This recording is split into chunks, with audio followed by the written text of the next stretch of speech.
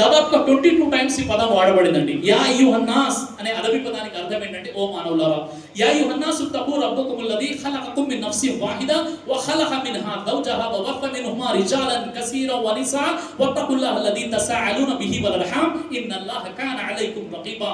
ఓ మానవులారా, మీరంతా కూడా ఒకే జంట సంతానం, పరస్పరం సోదరులు.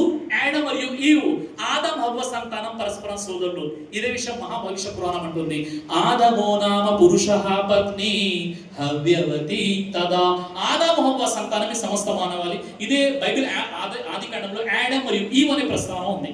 నిజంగా ఈ రోజు మతోన్మాదం పెరిగిపోతుంది, కానీ నిజంగా మన ధార్మిక గ్రంథాలు భగవద్గీత, బైబిల్, ఖురాన్ సరిగ్గా అర్థం చేసుకుంటే మీరు నిజమైనటువంటి దేశభక్తులు అవుతారు. నిజంగా భగవద్గీత, బైబిల్, ఖురాన్ ఇచ్చే సందేశం ఏంటంటే ఒక భగవద్గీతని నిజమైనటువంటి హిందూ ఎలా ఉంటాడని సెర్చ్ చేయండి. భగవద్గీత 13 శ్లోకం గుర్తుపెట్టుకోండి. భగవద్గీత 13 శ్లోకంలో ఒక నిజమైన హిందూ ఎలా ఉండాలి.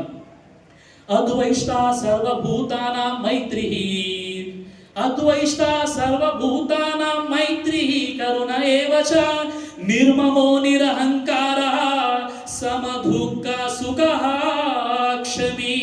సమస్త ప్రాణుల ఎడల ద్వేషము లేనివాడు, అహంకార మమకారములు లేనివాడు, సుఖ దుఃఖముల యందు సమభావము కలిగిన వాడు నాకు ఇష్టుడు. మద్భక్త సమే ప్రియాః, అట్టి భక్తుడు నాకు ఇష్టుడు. ఈక్షతే యోగ యుక్తాత్మా సర్వత్ర సమదర్శినః. సమస్త ప్రాణుల యందు సమభావము కలిగిన వాడు, నాలో ఉన్న ఆత్మ, నీలో ఉన్న ఆత్మ ఒకే దైవంచే నిర్మితమైంది అని భావించేవాడే నిజమైనటువంటి హిందువు. అలాంటి హిందువుకి ఏ ముస్లిం కూడా వ్యతిరేకం కాదు సార్. అలాంటి సూచనలు, అలాంటి ఉపదేశాలు ఈరోజు మనకు భగవద్గీత గ్రంథం తెలియజేస్తుంది. 5:18 శ్లోకం భగవద్గీతలో విద్యా వినయ సంపన్నే బ్రాహ్మణే కవిహస్తిని శునిచైవాశ్వపాకే చ పండితాః సమదర్శినః. విద్యా వినయము కలిగి ఉన్న బ్రాహ్మణునందును, గోవునందును, ఏనుగునందును, కుక్కనందును, కుక్క మాంసం వండుకుని తిని చండాలుని అందును సమదృష్టి గలవాడే జ్ఞాని.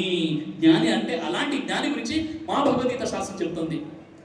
అదేవిధంగా హైందవ వాంగ్మయం చెప్పే విషయం ఏంటండి, మానవ సేవే మాధవ సేవ. లేదండి, మానవ సేవే హిందూ సేవ అని అర్థం చేసుకుంటే వాళ్ళ పొరపాటు అది. అవునా కదా? సర్వే జనో సుఖినో భవంతు, సర్వ హిందూ సుఖినో భవంతు అని చెప్పట్లేదు. అర్థం చేసుకుంటే వాళ్ళ మూర్ఖత్వం అని.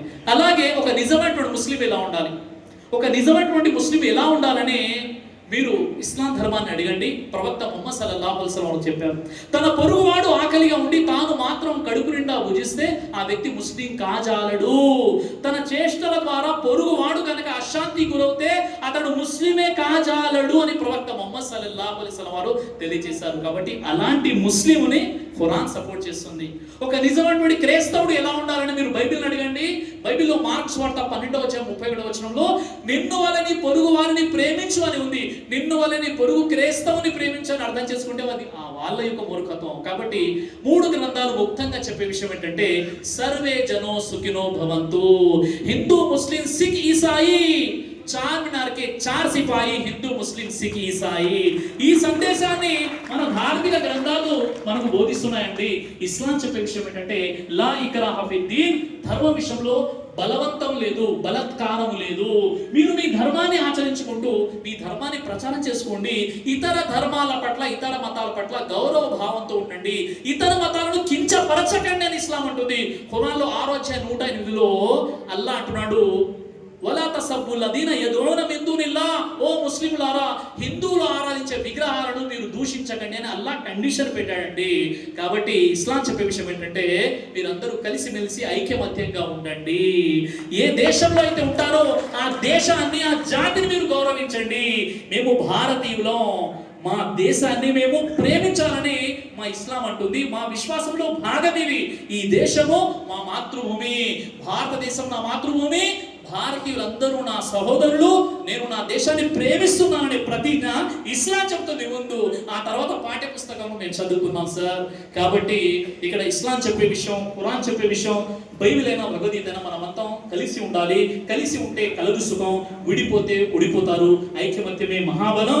చివరికి నూరి మజీద్ కమిటీ సభ్యులు ఎవరైతే ఉన్నారో సార్, మీకు కూడా నేను చెప్తున్నాను, ఎమ్మెల్యే గారు ఎప్పుడు కూడా మీకు సపోర్ట్గా ఉంటారు. ఇన్షాల్లా నేను కూడా మీకు సపోర్ట్గా ఉంటాను.